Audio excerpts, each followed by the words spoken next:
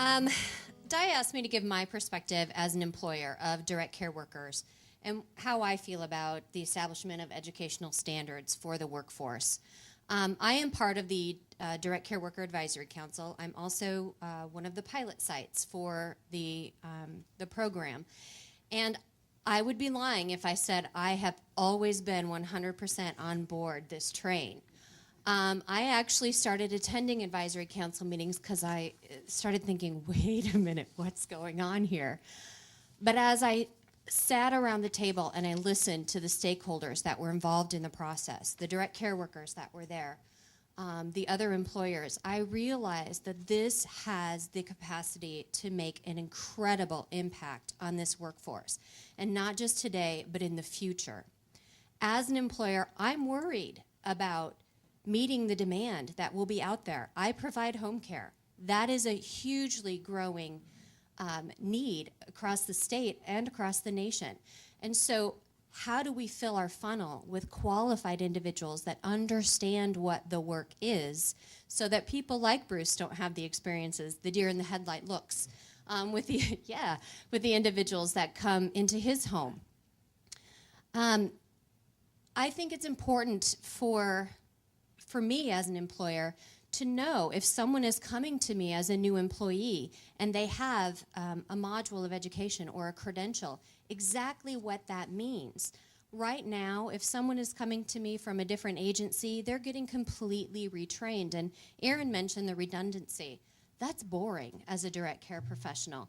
And quite honestly, it's not giving you the professional respect that you deserve for the education that you've received so far. However, there is no way for me to know if we're talking apples to apples or kumquats to kiwi.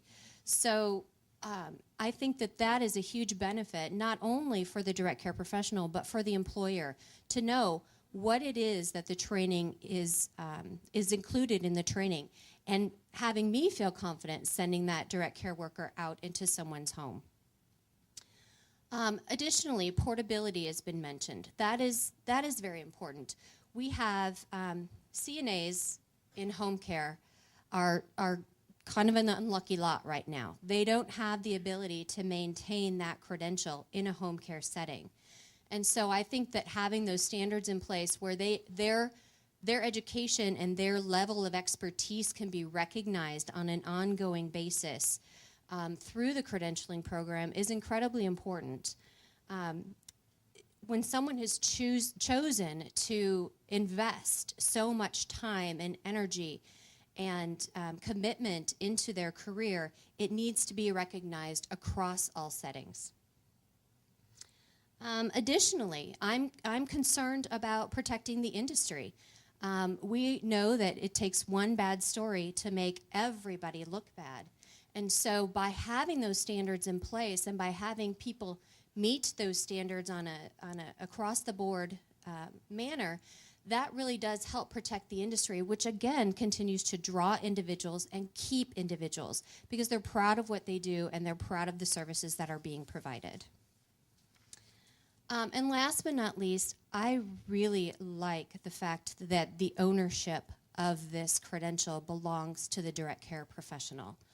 I'm happy to give training as an employer, but I have witnessed time and time again the sense of pride that someone has when they're carrying away a certificate or a credential that is theirs, and it means something outside of our four walls. So those are some of the reasons that I am so on board with establishing these educational standards. And as far as the creation of the board is concerned, I don't think you can have these standards without having something in place to govern those standards, or else they are meaningless. This is a massive workforce. We've talked about it, 70,000+ individuals, massive, but also incredibly unique. And you can't say that what Fran does every day is exactly what Becky does every day. And so being governed by a set of peers, I think, is incredibly important so that they have an understanding across the board of what each of these direct care professionals are experiencing. and you are being governed by your peers.